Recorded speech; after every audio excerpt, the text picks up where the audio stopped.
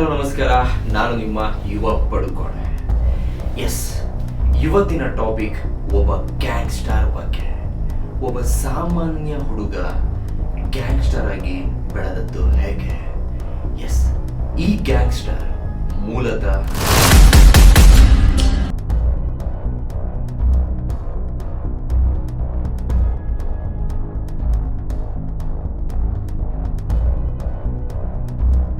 Police ಪೇದೆಯವರ ಮಗನಾಗಿರ್ತಾನೆ. ಕೋಟಿಗಟ್ಟಲೆಯ ಆಸ್ತಿ ಕೂಡ ಇವರು ಹೊಂದಿರ್ತಾರೆ. ಒಬ್ಬ ಸಾಮಾನ್ಯ ಹುಡುಗ ಗ್ಯಾಂಗ್ಸ್ಟರ್ ಆಗಿ ಹೇಗೆ ಬದಲಾದ? ಈ ಗ್ಯಾಂಗ್ಸ್ಟರ್ ಬಗ್ಗೆ ಸಂಪೂರ್ಣ ಮಾಹಿತಿ ನಿಮ್ಗೆ ತಿಳಿಸ್ತಾ ಹೋಗ್ತೇನೆ. ಇವರು LLB ಪದವೀಧರರು ಕೂಡ ಹೌದು. ಇವರು ಓದ್ತಾ ಇರುವ ಕಾಲೇಜ್ನಲ್ಲಿ ಒಂದು ಹುಡುಗಿನ ಪ್ರೀತಿ ಕೂಡ ಮಾಡ್ತಾರೆ. ಸೊ ನಿಮಗೆ ಗೊತ್ತಿರೋ ಹಾಗೆ ಕಾಲೇಜ್ನಲ್ಲಿ ಚುನಾವಣೆಗಳು ನಡೆಯುತ್ತೆ. ಸೊ ಅದೇ ತರಹ ಚುನಾವಣೆಗಳು ಇವರ ಕಾಲೇಜಲ್ಲಿ ನಡೆಯುತ್ತವೆ. ಸೊ ಈ ಲಾರೆನ್ಸ್ ಬಿಷ್ಣೋಯಿ ಅವರು ಚುನಾವಣೆಗೆ ನಿಲ್ತಾರೆ. ಆದರೆ ಆ ಒಂದು ಚುನಾವಣೆಯಲ್ಲಿ ಸೋಲನ್ನ ಅನುಭವಿಸ್ತಾರೆ. ಈ ಒಂದು ಸೋಲೆ ಇವ್ರನ್ನ ಗ್ಯಾಂಗ್ಸ್ಟರ್ ಆಗಿ ಮಾಡ್ತಾರೆ. ನೋಡೋಣ. ಎಸ್, ಚುನಾವಣೆ ಆದ ನಂತರ ಈ ಎರಡೂ ಗ್ಯಾಂಗ್ಗಳ ನಡುವೆ ವೈಮನಸ್ಸುಗಳು ಉಂಟಾಗುತ್ತೆ. ಸೊ ಈ ಒಂದು ವೈಮನಸ್ಸಿನಿಂದ ಲಾರೆನ್ಸ್ ಬಿಷ್ಣೋಯಿ ಅವರ ಪ್ರೀತಿಸುತ್ತಿರುವ ಹುಡುಗಿಯನ್ನ ಅಪೋಸಿಟ್ ಗ್ಯಾಂಗ್ನವರು ಅವರ ಕಣ್ಮುಂದೆನೆ ಸುಟ್ಟು ಹಾಕಿದ್ದಾರೆ ಎನ್ನುವುದು ಒಂದು ಬೆಳಕಿಗೆ ಬಂದಂತ ಮಾಹಿತಿ. ಈ ಒಂದು ಹತ್ಯೆಯೇ ಲಾರೆನ್ಸ್ ಬಿಷ್ಣೋಯಿನ ಗ್ಯಾಂಗ್ಸ್ಟರ್ ಆಗಿ ಮಾಡಿದ್ದ ಎನ್ನುವುದು ಒಂದು ಯಕ್ಷ ಪ್ರಶ್ನೆ. ಹೌದು, ಈ ಒಂದು ಕಾರಣದಿಂದ ಲಾರೆನ್ಸ್ ಬಿಷ್ಣೋಯಿ ಅವರು ತನ್ನ ಪ್ರೇಯಸಿಯನ್ನ ಕೊಲೆ ಮಾಡಿರುವವರನ್ನು ಇವರು ಕೂಡ ಹತ್ಯೆ ಮಾಡ್ತಾರೆ. ನಂತರ 2012 ಜೈಲನ್ನ ಸೇರ್ತಾರೆ. ನಂತರ ಇವರ ಮೇಲೆ ಸರಿಸುಮಾರು 60 ಕೇಸ್ಗಳು ದಾಖಲಾಗುತ್ತೆ. ಸೊ ಇದೆಲ್ಲ ಒಂದು ಕಡೆ ಹೋಗ್ತಾ ಇದ್ರೆ ಈಗ ನಡೆದಿರುವಂತಹ ಒಂದು ಕುತೂಹಲಕಾರಿ ವಿಷಯ ಏನಂದ್ರೆ,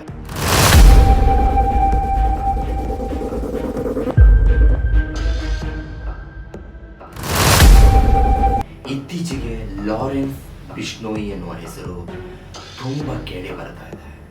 ಇದಕ್ಕೆ ಕಾರಣ ಏನಪ್ಪಾ ಅಂದ್ರೆ, ಬಾಲಿವುಡ್ ನಟ ಸಲ್ಮಾನ್ ಖಾನ್ ಅವರಿಗೆ ಜೀವ ಬೆದರಿಕೆ ಹಾಕಿರುವುದು ಈ ಗ್ಯಾಂಗ್ಸ್ಟರ್ ಲಾರೆನ್ಸ್ ಬಿಷ್ಣೋಯಿ. ಯಾಕೆ? ಎಸ್, ಸಲ್ಮಾನ್ ಖಾನ್ ಅವರು 2018 ಕೃಷ್ಣ ಮೃಗ ಎನ್ನುವ ಪ್ರಾಣಿಯನ್ನು ಬೇಟೆ ಆಡಿರ್ತಾರೆ. ಅವರು ಅದನ್ನು ಹತ್ಯೆ ಮಾಡಿರ್ತಾರೆ ಎನ್ನುವಂತಹ ಕಾರಣಕ್ಕೆ ಲಾರೆನ್ಸ್ ಬಿಷ್ಣೋಯಿ ಅವರು ನಾನು ನಿನ್ನನ್ನು ಸುಮ್ಮನೆ ಬಿಡಲ್ಲ, ನಾನು ನಿನ್ನನ್ನು ಕೊಂದೇ ಕೊಲ್ಲುತ್ತೇನೆ ಎನ್ನುವ ಬೆದರಿಕೆಯನ್ನು ಹಾಕಿರ್ತಾರೆ ಎನ್ನುವುದು ಎಲ್ಲರಿಗೂ ತಿಳಿದಿರುವಂತಹ ವಿಷಯ. ಯಾಕೆ ಬಿಷ್ಣೋಯಿ ಅವರಿಗೆ ಯಾಕಿಷ್ಟು ಕೋಪ? ಕೃಷ್ಣ ಮೃಗ ಹತ್ಯೆ ಮಾಡಿರೋದಕ್ಕೆ ಯಾಕೆ ಬಿಷ್ಣೋಯಿ ಸಲ್ಮಾನ್ ಖಾನ್ ಅವರಿಗೆ ಬೆದರಿಕೆ ಹಾಕಿರ್ತಾರೆ? ಎಸ್, ಹೌದು, ಬಿಷ್ಣೋಯಿ ಎನ್ನುವುದು ಒಂದು ಸಮುದಾಯ. ಈ ಒಂದು ಬಿಷ್ಣೋಯಿ ಸಮುದಾಯ ಅವರು ಕೃಷ್ಣ ಮೃಗ ಎನ್ನುವುದನ್ನು ಪವಿತ್ರವಾಗಿ ತಮ್ಮ ದೇವರು ಎನ್ನುವ ಹಾಗೆ ಪೂಜಿಸುತ್ತಾರೆ. ಆದ ಕಾರಣ ನನ್ನ ದೇವರು, ನಮ್ಮ ದೇವರು, ನಮ್ಮ ಸಮುದಾಯದ ದೇವರನ್ನ ಈತ ಹತ್ಯೆಗೆ ಇದ್ದಾನೆ, ಈತನನ್ನ ನಾನು ಬಿಡುವುದಿಲ್ಲ ಎನ್ನುವುದು ಈತನ ಶಪಥವಾಗಿದೆ. ಇದಾದ ಸ್ವಲ್ಪ ಸಮಯದ ನಂತರ ಸಲ್ಮಾನ್ ಖಾನ್ ಅವರ ಆಪ್ತರಾಗಿರುವಂತಹ ಬಾಬಾ ಸಿದ್ದಿಕಿ ಅವರ ಹತ್ಯೆ ಆಗುತ್ತೆ.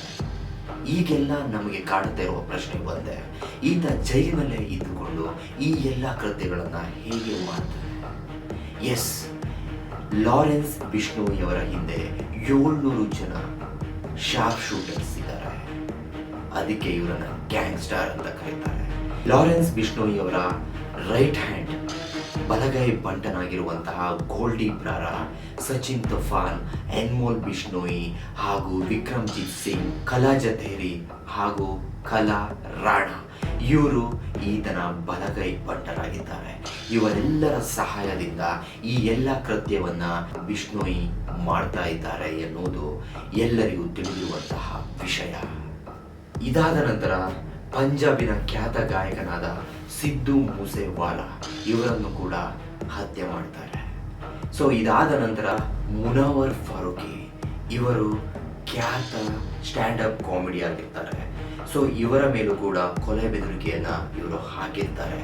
ಯಾಕಪ್ಪ ಅಂತಂದರೆ ಈ ಮುನವರ್ ಫಾರೂಕಿ ಎಂಬುವರು ಹಿಂದೂ ಧರ್ಮದ ದೇವತೆಗಳನ್ನು ಅವಹೇಳನ ಮಾಡ್ತಾ ಇದ್ದಾರೆ, ಅಸಭ್ಯವಾಗಿ ಹಿಂದೂ ದೇವತೆಯವರ ಬಗ್ಗೆ ಮಾತಾಡ್ತಾನೆ ಎನ್ನುವ ಕಾರಣಕ್ಕೆ ಬಿಷ್ಣೋಯಿಯವರ ಗ್ಯಾಂಗ್ ಮುನವರ್ ಫಾರೂಕಿಯನ್ನು ಕೂಡ ಟಾರ್ಗೆಟ್ ಮಾಡಿದೆ. ಇವರ ಮೇಲೂ ಕೂಡ ಅಟ್ಯಾಕ್ ಅನ್ನ ಮಾಡಿರ್ತಾರೆ. ಆದರೆ ಡೆಲ್ಲಿ ಪೊಲೀಸ್ ಅವರ ಮುಂದಾಲೋಚನೆಯಿಂದ ಆ ಒಂದು ಕೃತ್ಯ ತಡೆದು ನಿಲ್ಲುತ್ತೆ. ಈ ಎಲ್ಲ ಕಾರಣದಿಂದ ಬಾಲಿವುಡ್ ಸಲ್ಮಾನ್ ಖಾನ್ ಅವರು ತುಂಬಾ ಭದ್ರತೆಯೊಂದಿಗೆ ತಮ್ಮ ಜೀವನವನ್ನು ಸಾಗಿಸ್ತಾ ಇದ್ದಾರೆ. ಈ ಎಲ್ಲ ವಿಷಯಗಳ ಮೂಲಕ ನಮಗೆ ತಿಳಿಯುವುದೊಂದೇ, ಲಾರೆನ್ಸ್ ಬಿಷ್ಣೋಯಿ ಅವರು ತಮ್ಮ ಧರ್ಮವನ್ನು ಎಷ್ಟು ಗೌರವಿಸುತ್ತಾರೆ, ತಮ್ಮ ಸಮುದಾಯದಲ್ಲಿ ಬರುವಂತಹ ದೇವರುಗಳನ್ನು ಅದೆಷ್ಟು ಪ್ರೀತಿಸುತ್ತಾರೆ.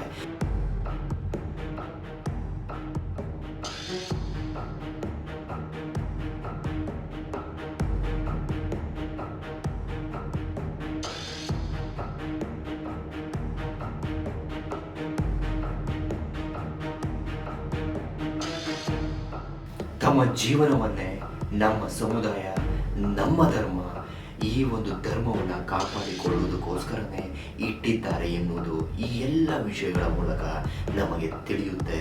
ಹಾಗೂ ಒಬ್ಬ ಸಾಮಾನ್ಯ ಹುಡುಗ ಗ್ಯಾಂಗ್ಸ್ಟಾರ್ ಆಗಿ ಬದಲಾಗಿದ್ದು ಕೂಡ ಈ ಎಲ್ಲ ವಿಷಯಗಳ ಮೂಲಕ ನಮಗೆ ತಿಳಿಯುತ್ತೆ.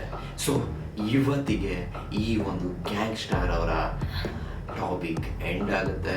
ಸೊ ಮತ್ತೆ ಸಿಗ್ತೀನಿ, ನಾನು ನಿಮ್ಮ ಯುವ ಪಡುಕೋಣೆ ಒಂದು ಇಂಟ್ರೆಸ್ಟಿಂಗ್ ಟಾಪಿಕ್ ಒಂದಿಗೆ ಮತ್ತೆ ನಿಮ್ಮ ಮುಂದೆ ಬರ್ತೀನಿ. ನಿಮ್ಮ Yuva Padukone. Thank you. Love you all.